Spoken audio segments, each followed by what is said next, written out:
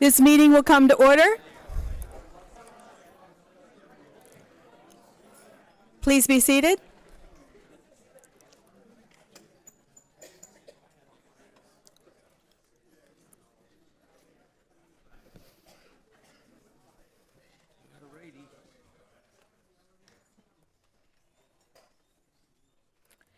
Please stand for a moment of silence.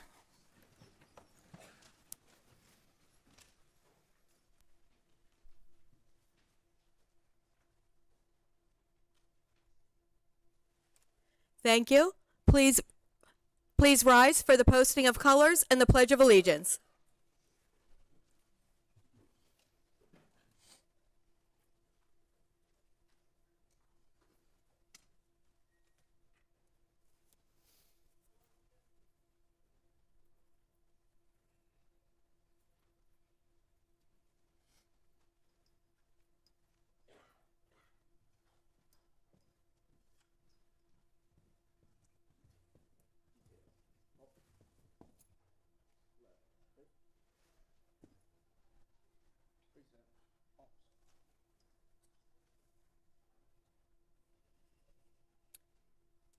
I pledge allegiance to the flag of the United States of America and to the republic for which it stands, one nation, under God, indivisible, with liberty and justice for all.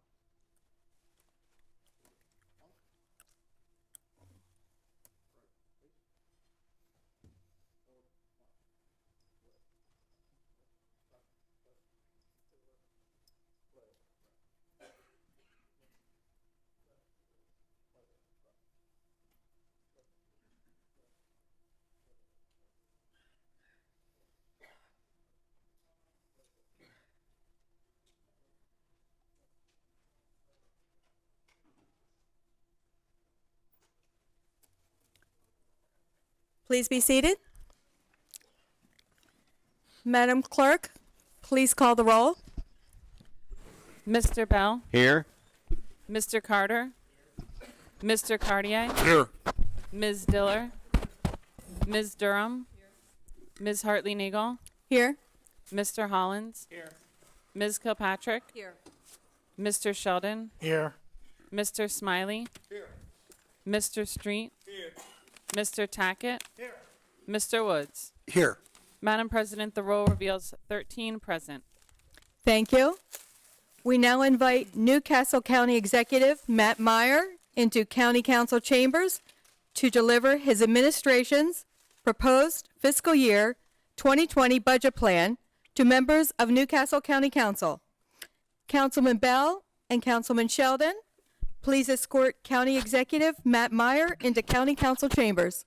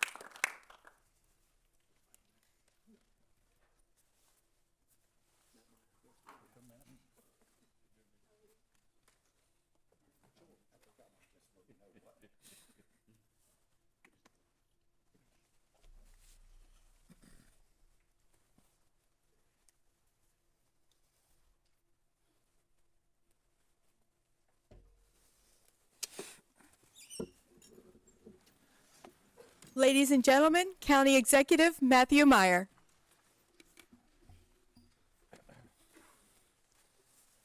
Good evening. Good evening. Good evening.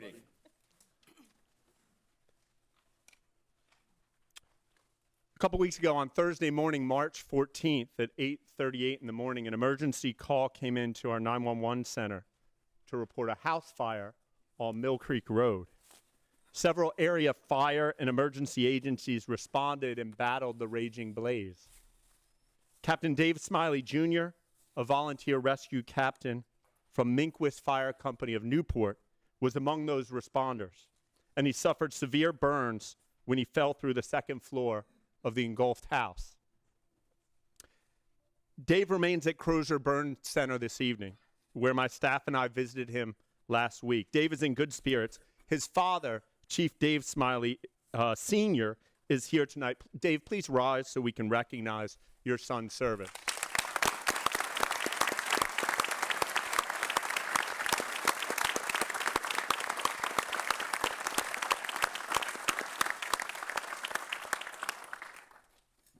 Thank you. I want to begin this evening with a moment of silence for Dave's fast and complete recovery.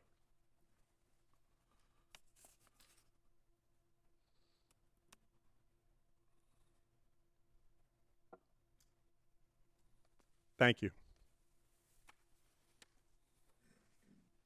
It is great to be here tonight. Thank you to Council President Hartley Nagel and all council members for your service to our county and for inviting me into your chamber. Your collaboration is critical to moving the county forward. And let's all have a round of applause for our county council members.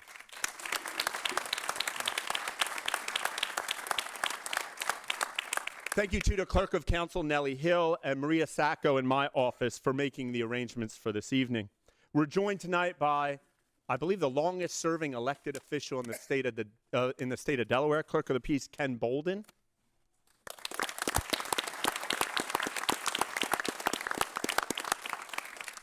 Published author and Newcastle County Sheriff Scott Phillips. And your Recorder of Deeds, Mike Kozakowski.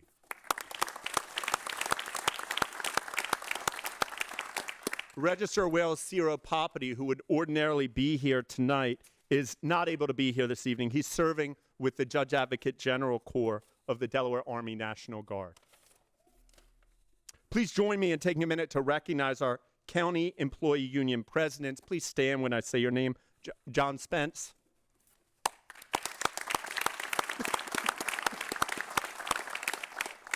Jonathan Yard.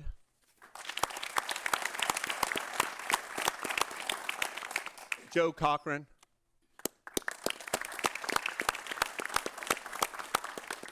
Saul Polish.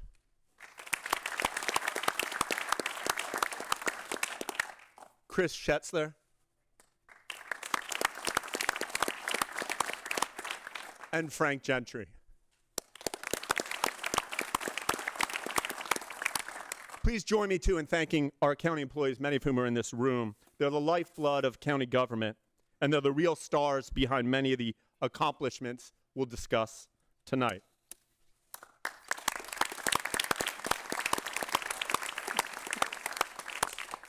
Thank you also to Chief Administrative Officer Vanessa Phillips, Chief of Staff Andrea Almond, our CFO David Greger, and all his staff, most especially Vicki Ford, and each of the chiefs and general managers who've worked very hard for months to deliver a budget to you tonight that's in the best interests of the people of this county. So tonight we present our budget. We present to the public how we're using your tax dollars to get value for your family and community.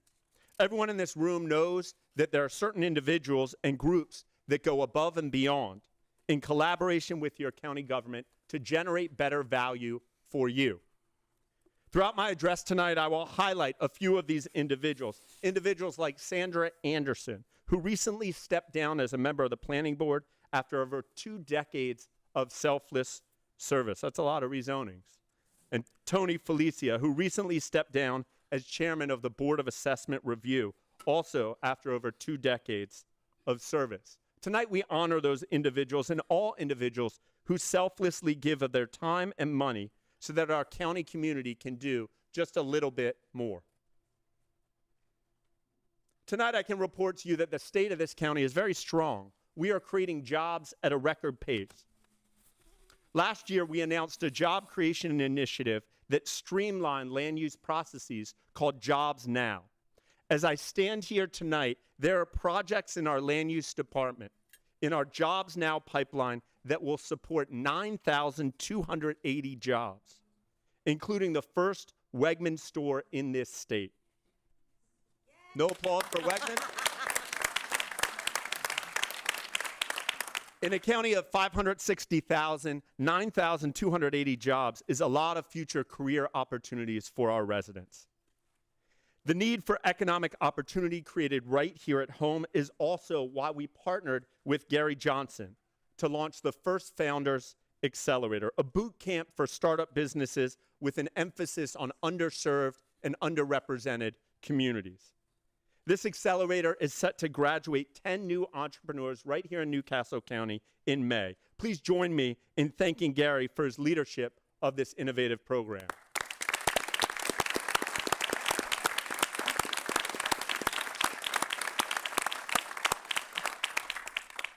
When the economy thrives and jobs are being created at a record pace, that is good for our communities. But it also creates risks. And we as a county community must recognize those risks and provide appropriate controls.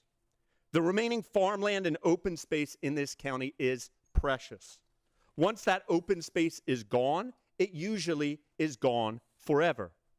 Our land use department has begun an intensive and inclusive planning process. We are asking communities from the northern tip of the county in Claymont down to the southern end in Townsend and North Smyrna to come out to meetings to describe what we want our communities to look like and how we should plan to move around to the places we live, work, and play in future years. We must collaborate together with a diversity of views and opinions to preserve communities that provide an ever-improving and healthier quality of life. Our county is safer than it has been in a long time. We are solving crimes efficiently and in collaboration with conscientious residents. Our homicide clearance rate in 2018 was 100%. Our public safety response times are faster than ever, and emergency public safety outcomes are better than ever. Usage at our libraries and parks are setting records. And we are collaborating with municipal governments and groups and individuals across this county to produce value for you like never before. For example, the Police Connections Alliance is an unusual collaboration between our county police and mental health professionals. Think for a minute about the types of situations we all know that our police encounter. So often, there are issues of mental health that are the root cause of these incidents. Today, thanks to the excellent work of Colonel Bond, Captain Treadwell, and Officer Kearns, as well as an effective partnership with Connections and funding assistance from the Criminal Justice Council and the Department of Justice, our police department is achieving extraordinary police outcomes. Between November 21st, 2018 and January 3rd, 2019, a 6-week period, an actual county resident named Bill called 911 231 times. We opened 65 cases involving Bill and dispatched officers to his residence 22 times in those 6 weeks. In January, our Police Connections Alliance team began to work with Bill's family to address the root causes of Bill's illness. Today, just 10 weeks later, Bill lives a healthier and more sustainable life in an assisted living facility, receiving the proper medical care for his medical and mental health conditions. For years and years, an individual like Bill would likely have been arrested and incarcerated in a facility not designed to address the root cause of Bill's problems. The primary benefit of this program is that we serve citizens facing mental health issues better, and we do it more efficiently, preserving our precious first responder resources for where they are needed. Bill was not the only one helped through the Police Connections Alliance. Indeed, over the past 12 months, this new team has performed 866 mental health assessments. They have diverted 63 individuals from incarceration, 14 from hospitalization, and referred 311 people to other needed services. You'll be hard-pressed to find any police agency in this country collaborating with mental health professionals to create value in that way. I'd like Officer Colleen Kearns and Sarah Murata of Connections stand to be recognized.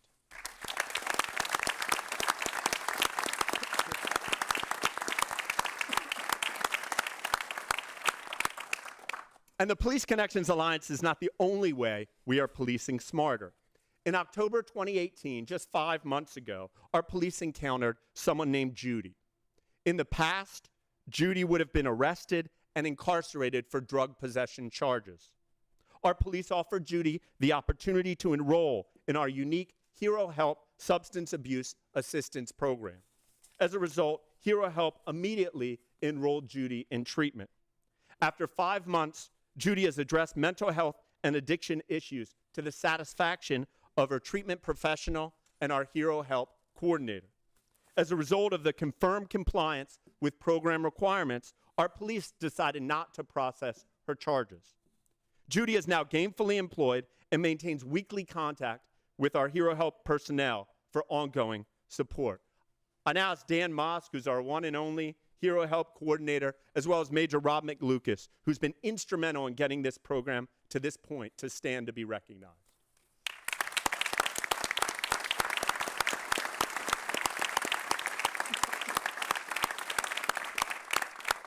Again, in another jurisdiction, all these interactions could have had a different ending, with incarceration of the individual or something worse. Through these pre-arrest criminal justice reforms, we're taking steps to reduce crowding in our prisons and addressing the underlying causes of crime. Our goal is not to catch as many people as possible and send them to prison. It is to make all of our communities safer. And 2018 was an unprecedented year for making our county safer. We deployed new technologies and engaged community policing like never before.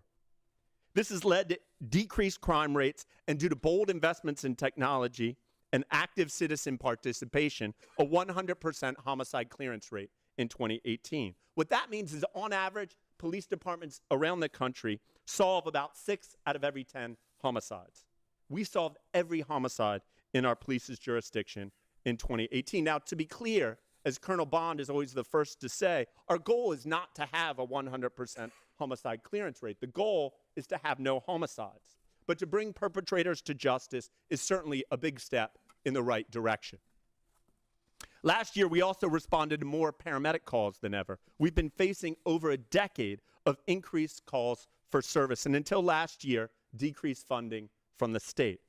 Last year, everyone in this council, stood together with other counties, members of this council and our friends in the state legislature, to partially restore the state government reimbursement rate from 24% to 30%. This increase in funding has enabled us to continue to deliver the highest quality service to our residents. And in a few days, we will be starting our largest and most diverse paramedic class, actually the largest and most diverse in our state's history. With this paramedic class and our current police academy class, our police EMS and 911 staffing numbers are among the highest they have ever been. The quality of our paramedic service is unrivaled. The first nationally accredited EMS agency in Delaware, with over 100 cardiac arrest survivors just in my 2 years in office. We continue to make tremendous impact in cardiac arrest saves. It's accomplished via what they call an entire chain of survival that includes bystanders who know CPR, an app that they use called Pulse Point, 911 call operators, emergency medical responders, fire companies, and hospital professionals, all collaborating to respond quickly and with quality. On August 2nd, 2018, David Gruber and Deborah Mingoya initiated CPR on their coworker, Jennifer Connors, who went into cardiac arrest at their workplace. Thanks to the quick response of David and Deborah and the excellent work of our 911 team, Wilmington Manor Fire Company, Delaware Air National Guard Fire Department, our paramedics, and Christiana Hospital, Jennifer came out of this incident doing great. And we are so happy that you joined us tonight, Jen. Would Jen, David, Deborah, and anyone here who was involved in her chain of survival on that day, please stand to be recognized.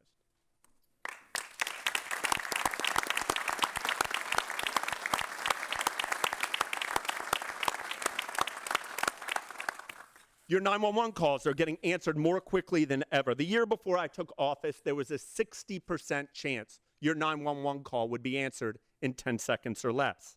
Today, more than 91% of calls are answered in 10 seconds or less, thanks to the great work of Chief Jeff Miller and his staff and the commitment of this county council. We have added technologies like text to 911, and just last week launched something called Rapid SOS, software that in most cases informs our 911 operators of a mobile caller's location. We have also proactively implemented RAVE, the active shooter and crisis software.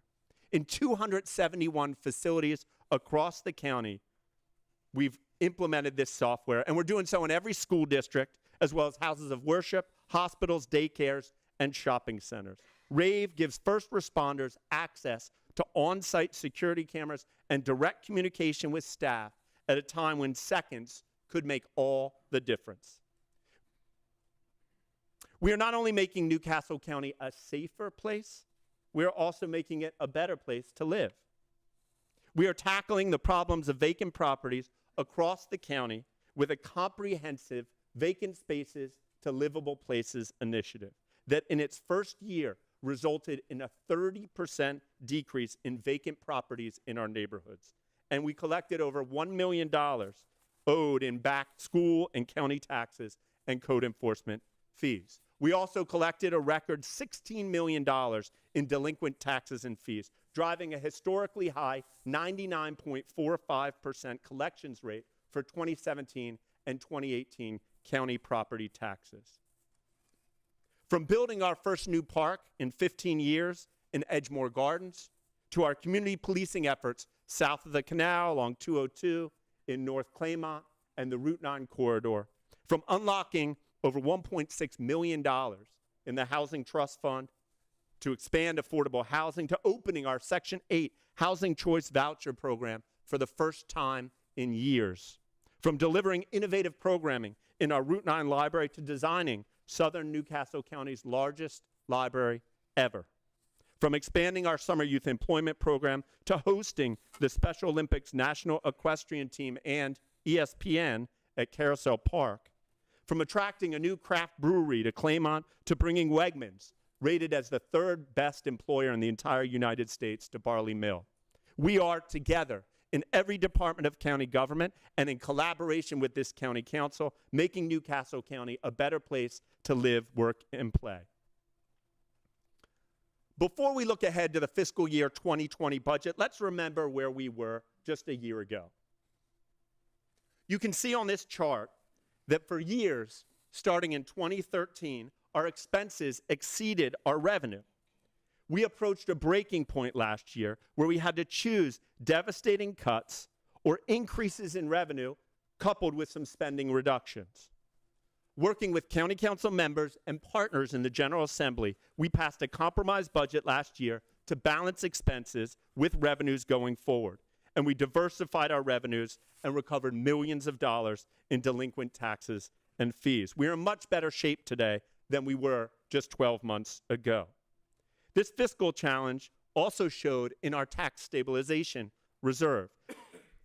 This slide shows our cash reserves, our tax stabilization reserve, starting in 2013. Had we done nothing last year, right about now, if you look at 2019, our tax stabilization reserve would be zero. We would have no savings left. Because of our work last year, this reserve is now stabilized and a reliable reserve for the foreseeable future. Here you can see our fiscal year 2020 recommended general operating and sewer budget. This is, again, a balanced budget that has responsible spending controls that will keep our tax bills low for the foreseeable future. We proposed $207.7 million in general fund expenditures, $83.4 million in sewer fund expenditures, as well as $6.3 million for the light tax fund and $3.7 million for the school crossing guard fund, a total operating budget of $301 million. We also proposed a total capital budget of $75 million, $18.5 million of general fund capital spending, that's for parks, libraries, and public buildings, and $48.5 million of sewer fund capital spending to keep up our sewer system. This slide shows some of the changes from last year's operating budget. The biggest changes are $4.5 million of additional debt service, and $3.14 million of additional personnel cost. Most of that personnel cost is an increased pension contribution we are making. A few months ago, for the first time in county history, the number of pensioners actually exceeded the number of active employees.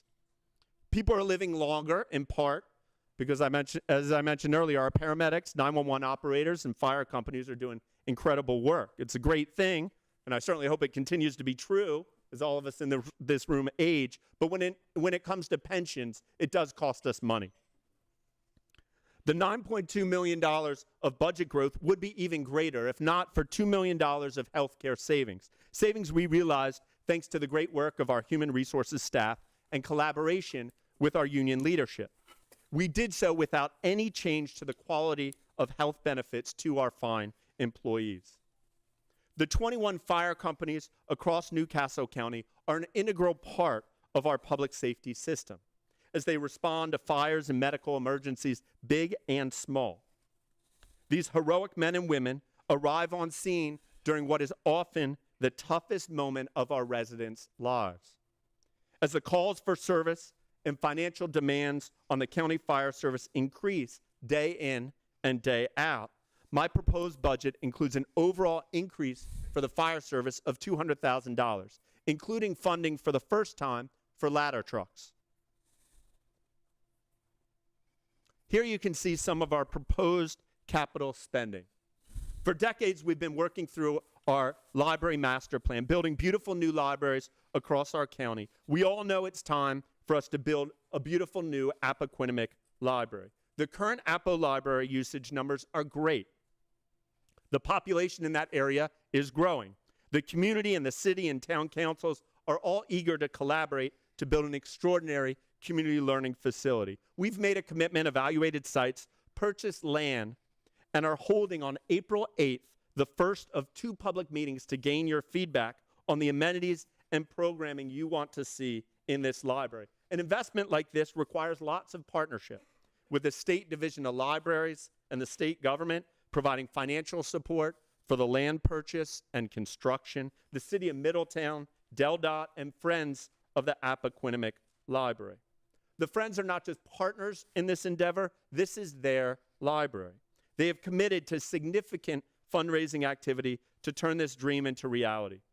Some members of the Friends of Appo Library, I think, are here tonight, so please stand so we can recognize your volunteer efforts.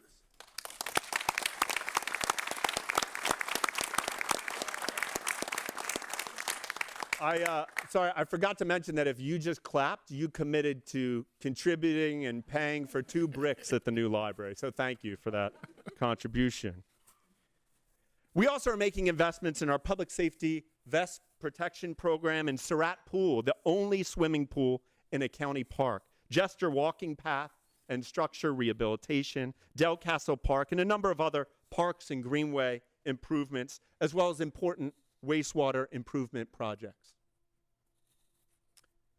Governor Carney, House Speaker Pete Schwarzkopf, House Majority Leader Val Longhurst, Senate President Pro Tem David McBride, and Senate Majority Leader Nicole Poore, all of them have been effective partners as we build a more collaborative relationship with the state.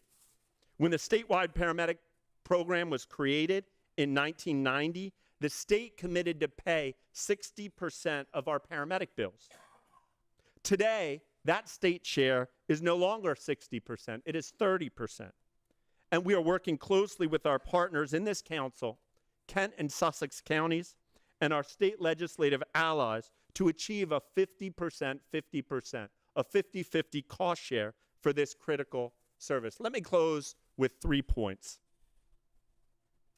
First, as I mentioned, a challenge we are facing across so many communities in this county is the struggle to maintain open spaces and farmland. We're hosting an important forum this Thursday to chart a path forward. It is at 3 p.m. at our Gilliam building in Newcastle. I think it'll be really interesting, and I encourage all to attend. I give bonus points to anyone who rides their bike there. It's not that cold anymore. Second, last year, we shattered a county record. 15,078 county residents pledged in writing not to pour harmful fats, oils, and grease down their drains. Students in schools across this county were actively involved. It sounds nice, it's good. We got thousands of people to sign this pledge. Students went and told their parents, hey, sign this pledge. What's great about it is that I don't think it's a coincidence in 2018 we had our best year ever for harmful and costly sewer overflows. We had only 22 of them, compared to nearly double that, 40 overflows in 2016. So my problem now is I want to improve each year, and it's awful hard to beat 15,078 pledges from last year. Now, we announced it this morning, and I think we already have 4,000 pledges, but we really need your help. Spread the word. Go to greatschoolscleanstreams.org today and encourage any school and every student you know to get involved. And hey, sign the pledge yourself. Winning schools receive cash prizes that fund important campus projects. Third, I believe democracy is more than just picking your leaders and showing up to vote every few years. It's about engaging with each other to help make the key decisions to move our communities forward. I welcome your perspectives and questions so we can have a dialogue on how we can continue to move forward as a county. As we did last year, we invite you to one of multiple upcoming interactive town halls to discuss this budget and other key issues our county is facing. In closing, we are doing very well, and we share that success with friends groups who volunteer their time with tremendous dedication. Groups like the Friends of Apple Library, as I mentioned earlier, Friends of the Mounted Patrol, and the Rockwood Park Preservation Society. There's so many great volunteer friends groups across this county. They're always looking for good volunteers and financial support. For volunteers, it is a tremendous opportunity for you to play a part to make cherished community investments thrive into the future. Investments like our beautiful and award-winning Clydesdale horses at Carousel Park and our ghost-filled mansion at Rockwood. There's so many active friends groups across the county, committed individuals who find gaps in county services and expand our community's reach. Representatives of the Friends of the Mounted Patrol and Rockwood Park Preservation Society are here tonight, and I'd like them and any other friends of any library or park to stand to be recognized.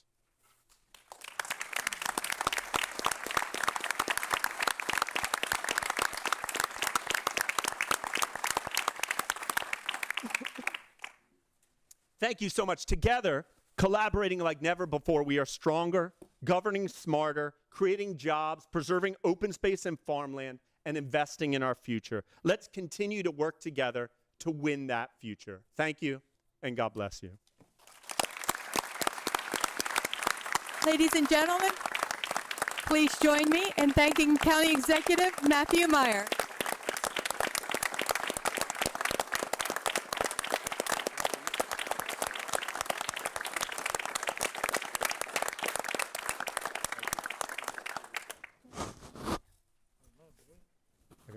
Do I need to be escorted, or I can go? Yes. Can I go on my own?